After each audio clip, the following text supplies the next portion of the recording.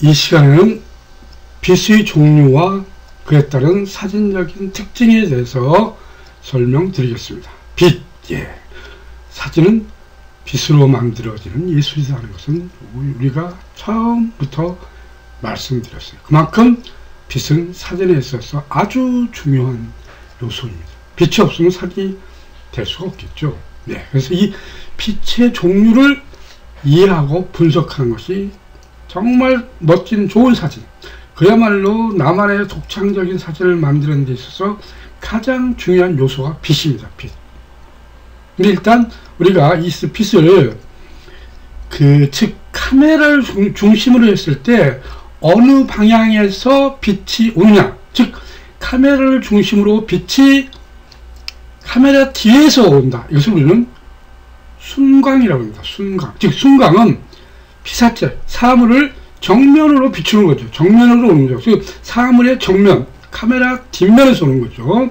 그게 카메라 위에서 오든 또는 약간 옆에서 오든 일반적으로 하면 사물을 향해서 직접 비치는 광, 이것을 우리는 순광이라고 얘기하고, 카메라를 향해서 오는 빛, 카메라 렌즈를 향해서 오는 빛을 역광이라고 얘기합니다. 역광. 다시 말하면 사물의 뒤죠. 사물의 뒤에, 사진 찍고자 하는 사물의 뒤에서 카메라를 향해서 오는 빛, 이것을 우리는 역광이라고 얘기합니다. 역광. 그리고 카메라를 중심으로 사물의 측면, 사물의 좌측이나 우측, 또는 카메라의 좌측이나 우측에서, 즉 좌측, 측면에서 오는 빛을 측광이라고 얘기합니다. 측광. 아시겠습니까? 이 세 가지 순광, 역광, 측광은 각각 대표적으로 어떤 사전적인 특징을 가지고 있습니다. 그래서 순광, 역광, 측광을 해서 꼭 일정한 방향을 얘기하는 건 아니에요. 사실 그 비슷한 거, 그 위에서 오든 옆에서 오든, 아무튼 일반적으로 순광과 역광과 측광이 크게 빛의 종류를 나눌 수 있다 하는 것을 일단 이해하셔야 합니다. 그러면 순광은 말씀드렸듯이 카메라 뒤에서 사물을 직접적으로 노출시키는 걸 순광이라고 한다고 했죠. 그래서 가장 일반적으로 사진을 촬영하는 빛이 많이 이렇게, 우리는 대부분이 이렇게 순광으로 사진을 촬영을 해요. 그렇지 않겠습니까? 그렇죠? 그래야 노출을 정확하게 측정할 수 있고 사진을 선명하게 만들 수 있다고 생각해서 일반적으로 아무튼 사물에 직접 들어오는 빛, 즉 카메라 뒷면에서 오는 빛을 이용해서 사진을 많이 찍습니다. 근데 이런 사진의 특징은 우리가 흔히 눈으로 볼 수 있는 일반적인, 즉 그런 어떤 사진이 나오겠다는 예측 가능한 사진을 만들 수 있어요. 그렇죠? 그림자가 없죠. 당연히 그림자가 없죠. 왜냐면 사물을 향해서 직접 오는 거니까. 그래서 밝고 선명한 사진을 만드는 게 기본이에요. 그렇죠? 그렇죠? 우리가 많이 해봤으니까. 그런데 항상 너무 일반적으로 너무 많이 쓰니까 좀 평범하고, 그리고 일상적인 어떤 스냅적인 사진이 될 수 있어요. 그런 어떤 좀 평범성이 있죠. 좀 약점이 있는 거, 어떻게 보면 평범한 거죠. 그리고 노출 결정이 쉽죠. 왜? 우리가 카메라가 반사식 카메라로 반사된 빛을 재니까 특별하게 어려운 게 없이 노출을 정확하게 측정할 수 있어요. 그래서 일반적으로 뭐 풍경이나 스포츠나 인물이나 지금 다양한 거의 대부분의 사진들을 우리는 순광으로 찍습니다. 순광으로. 그러니까 이 순광에 대해서 어느 정도 익숙해져 있어요. 특별함이 없습니다. 오케이? 그 다음에 이제 역광. 이 역광이 사실은 우리가 사진을 만들 때 가장 힘들고 어쩌면서 노출 맞추기 어려운 사진이죠. 역광은. 근데 이제 역광이 뭐냐면 말씀드렸듯이 사물의 뒤에서 빛이 렌즈를 향해서 프레임에 빛이 직접 노출되는 거죠. 그러니까 어떤 면에서는 카메라의 노출계가 노출을 측정할, 즉 찍고자 하는 사물의 직접적인 노출을 측정하기 어렵고, 즉 사물의 뒤에서 오는 빛을 측정하기 쉬워요. 그래서 주로 이 역광의 사물은 어둡게 될 확률이 높습니다. 어둡게 될 확률이 높아요. 아시겠어요? 그래서 사물이 완전히 까맣게 만들기도, 일부러 의도적으로 까맣게 만들기도 하죠. 그래서 그 까만 이미지가 어떤 의미에서는 역동적이고 입체감 있는 사진을 만들어요. 즉 사물의 선명도는 사라지고 사물의 형체, 어떤 그 형태가 아주 역동적이고 입체감 있게 보이는 게 이 역광 사진의 특징입니다. 근데 전부 다 까맣게 보이는 거죠. 그 형체만. 그리고 움직임의 그 형체만 드러나 보이는 거죠. 이게 상당히 힘있고 입체감으로 보이는 거죠. 이게 역광의 특징이에요. 그리고 또 역광은 눈에 띄는 이유가 뭐냐면 실제 우리의 눈은 역광을 확인하지 못해요. 우리 눈은 역광이 없죠. 그죠? 빛이 아무리 눈을 향해 와도 사물이 어둡고 까맣게 눈으로 보이진 않죠. 그러니까 역광 사진이 눈에 확 띄우는 것은 실제 우리가 눈으로 볼 수 없기 때문에 그래요. 사실은 어떤 의미에서는 초현실적인 사진이 되는 거죠. 왜? 현실이 아니니까. 그런데 실제적으로 사진에 존재하게 되니까. 이게 역광의 특징이에요. 역광 사진의 특징이에요. 디테일은 아웃돼 없어지지만 어떤 그 사물의 형태가 움직임과 어떤 임체감이 강렬하게 살아나서 우리가 눈으로 볼 수 없는 그런 사진들을, 이미지를 만들어낼 수 있죠. 그리고 그 이미지와 배경이 분리되는 거죠. 분리되니까 더욱더 강한 이미지가 돼요. 그렇잖아요. 오케이? 예. 그래서 역광 사진들은 특징이 있죠. 사실 특징이 있어요. 우리 한번 찍어보면 상당히 재밌다. 재밌다는 것은 왜 그러냐? 우리가 평상시에 눈으로 확인할 수 없기 때문이에요. 없기 때문에. 그죠? 그리고 이 특징은 뭐냐면 사물의 그림자와 색이 그 컨트라스트, 대비가 아주 강하게 나와서 초현실적인 사진, 현실은 존재하지 않는 현실과 다른 이런 사진을 만들어내는 게 특징입니다. 그래서 역광 사진이 어떻게 보면 재밌는 사진이 될 수 있어요. 그죠? 네. 그리고 사물의 형태가 강조되는 거죠. 정밀성을 사가지고. 그런데 문제는 뭐냐? 노출의 결정이 어렵죠. 왜냐하면 앞에서 말씀드렸듯이 렌즈를 향해서 직접 보니까 노출을 측정하기가 어려워요. 그러니까 그냥 완전히 까맣게 나오는 거죠. 근데 그 까맣게 나오는 그 그림자 입체감을 살리는 게 역광사진의 사실은 특징입니다. 역광사진은 일부러 노출을 맞출 필요 없이 아예 역광사진의 특징을 이용해서 강력한 흑백의 대비가 효과가 있는 그런 사진을 만드는 게 사실은 역광사진의 특징이다 라고 생각하시면 됩니다. 예. 다음은 측광사진입니다. 측광 말씀드렸듯이 사물이 옆에서 들어오는 빛이죠. 사물이 옆에서. 그러니까 사물이 옆에서 좌측이나 우측에서 빛이 들어올 때 이것을 우리는 측광이라는데, 즉 이 측광은 문제가 뭐냐면 입체감을 나타낼 수 있어요. 입체감. 왜냐하면 한쪽에서 들어오니까 한쪽은 반대로 그림자가 생길 수 있어요. 즉 그림자가 생겨서 밝은 부분과 그림자가 도드라지게 보여서 입체감을 보이고 분위기가 있는 사진을 만들 수 있어요. 분위기. 뭔가 정서적인 분위기. 뭔가 생각하고 뭔가 의미가 담긴 것 같은 그런 정서적인 분위기의 사진을 만들 수가 있는 게 이 측광의 사진이에요. 이 측광 사진을 이용하면 상당히 사진의 어떤 보이지 않는 의미를 집어넣을 수 있습니다. 아시겠어요? 그래서 이 측광 사진은 말씀드렸듯이 극단적으로 흑과 대비를 시킬 수 있어요. 한쪽으로 빛이 들어오니까 한쪽의 빛을 강조하면 다른 한쪽은 완전히 까매지니까 흑백 대비, 컨트라스트가 아주 강하게 나올 수 있는 사진이 돼서 상당히 강력한 사진이 됐죠. 예. 그 밝고 어두운 물이 명확하다는 거죠. 그리고 앞에 말씀드렸듯이 그 강한 컨트라스트, 즉 그 밝고 어둠이 강한 컨트라스트, 대비 이런 것들이 사물의 정밀성과 선명성에 뭐랄까 좀 손상을 줄 수 있죠. 왜냐면 그림자가 강하고 빛이 강하니까 그 형태만 강하게 부각될 뿐이고 정밀성이나 선명성은 사실은 손상을 줄 수 있지만 그렇지도 않을 수 있어요. 왜냐면 한쪽은 선명하게 찍을 수 있어요. 그럼 다른 한쪽은 완전히 까마지거나 아웃되는 거죠. 이런 특징을 사용할 수가 있는데, 이 대부분 이런 빛은 뭐냐면 되게 각이 낮은 빛이에요. 즉 오전에 해가 떠서 그 해가 비치는 각도가 거의 이렇게 이 지평선하고 멀지 않잖아요. 근데 이런 게 측광이 강해요. 또 반대로 오후 늦게, 오전 일찍 해가 떠서 예를 들어서 무슨 여름 같은 뭐 8시, 9시 정도. 또 오후에 해가 직전, 오후에 해가 지기 직전. 그러니까 여름 같으면 마찬가지로 한 뭐 7시, 6시 이 이후에 그 낮은 각도에서 비춰지는 태양의 빛, 이게 측광의 대표적인 방법이에요. 아시겠어요? 그리고 이 측광은 사물의 표면의 질감을 잘 나타낼 수 있어요. 질감을 나타내려면 반드시 이 측광을 이용해야 돼요. 측광. 그래서 풍경이나 인물 등 다양한 사물에 사용하면 굉장히 강력한 의미를 갖는 사진을 만들 수 있는 거예요. 이 측광을 상당히 잘 사용하면 여러분들이 정말 남이 만들 수 없는 독특한 분위기의 사진과 아주 독창적인 사진을 만들 수 있습니다. 이 측광을 잘 이용하실, 한번 연구를 많이 해보세요.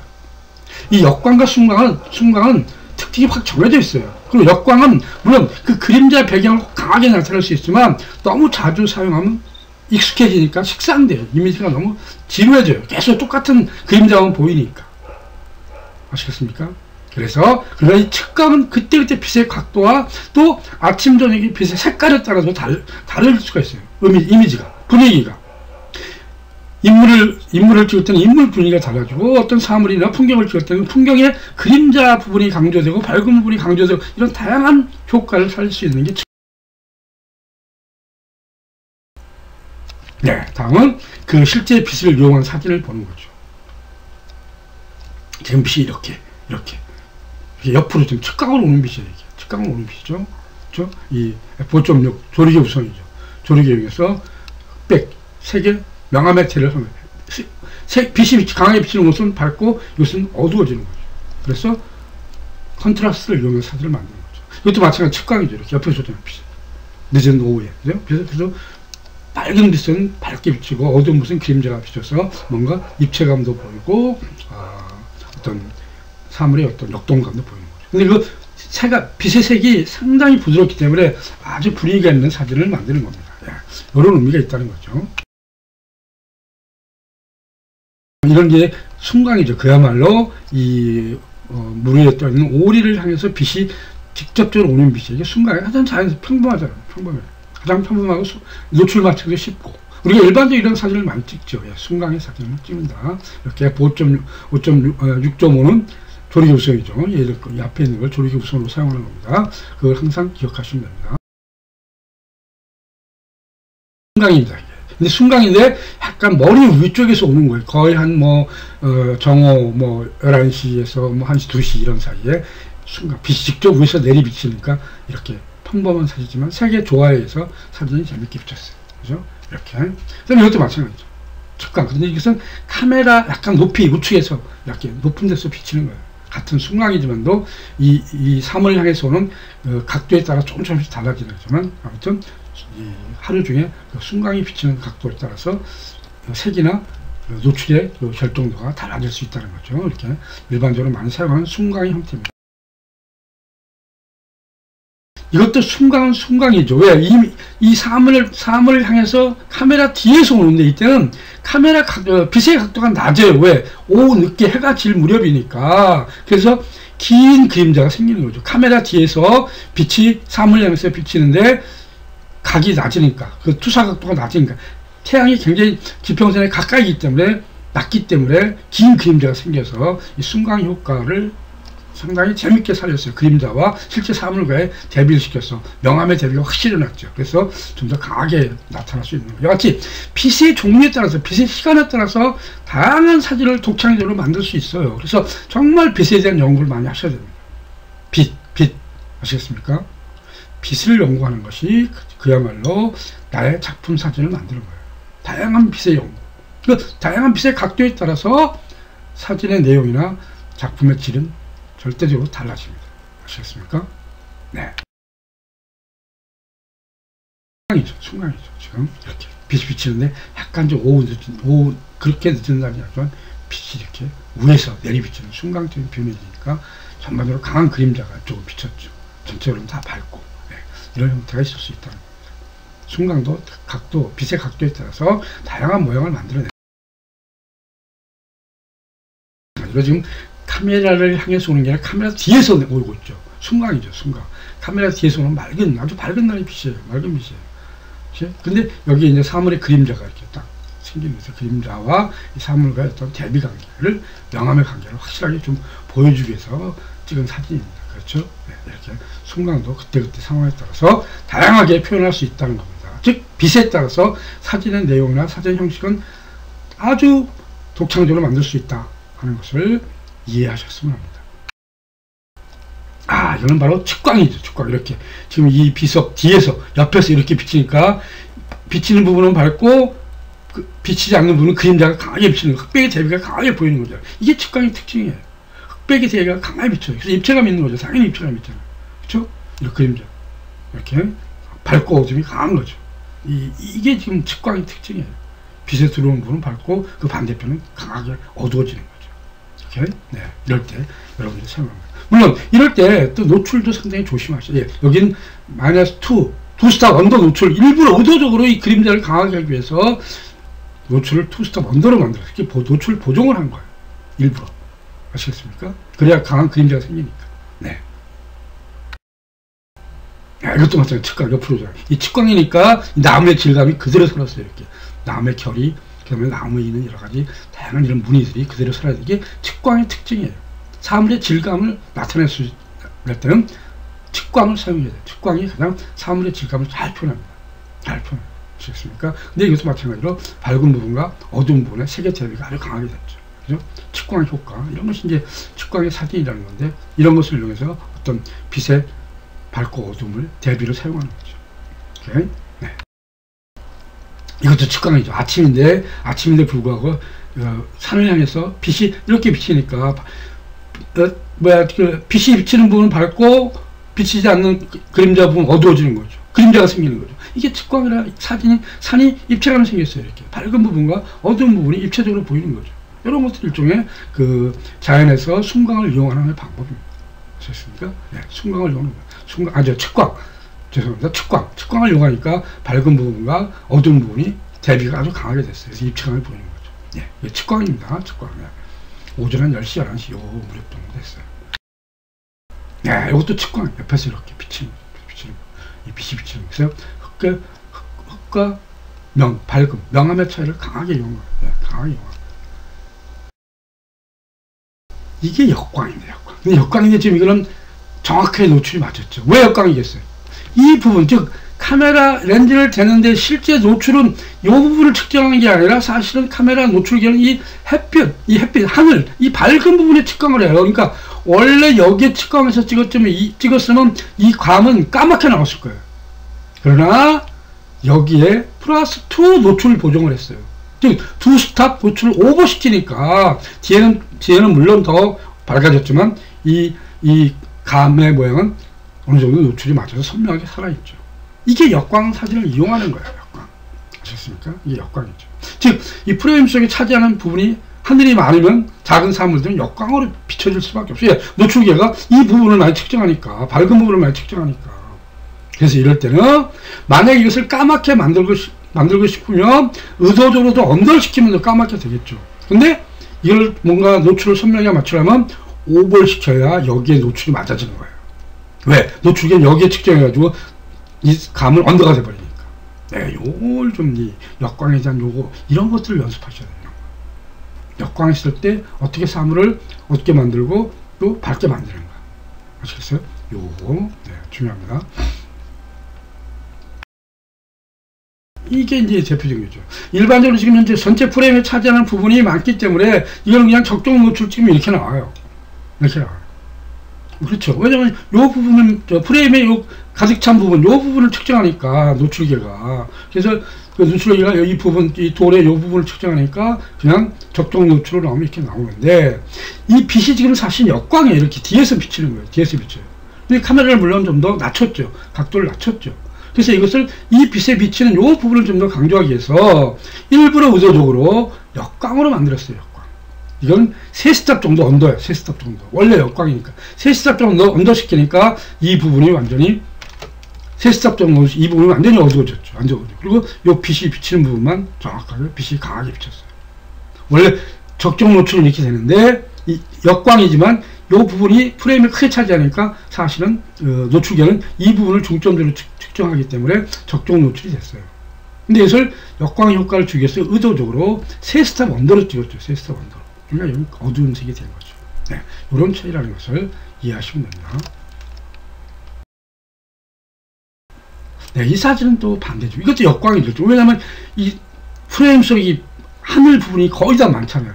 즉 카메라 노출계는 이 하늘 부분을 중점적으로 측정하니까 이대로 적정 노출하고 카메라 지시한 대로 찍으면 이건 당연히 역광이에요. 여기는 까맣게 되는 거예요. 근데 그것을 일부러 더 의도적으로 역광의 그림자를 강하게 주기 위해서 한 스탑 더 언더로 시켰어요. 이걸 더 까맣게 만들기 위해서. 아시겠어요? 일부러 이렇게 할 수 있다는 겁니다. 이렇게 언더로만 아예 더 까맣게 해서 아예 언더로 찍어버리는 거죠. 그럼 이건 더 어두워지는 거죠. 그래서 밝고 어둠이 강하게 대비되는 거죠. 이게 역광의 노출 방법입니다. 노출 보정을 한 거죠.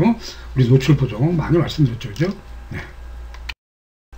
네. 이것도 이제 예를 들은 거예요. 역광에서 노출을 어떻게 보정할 것인가.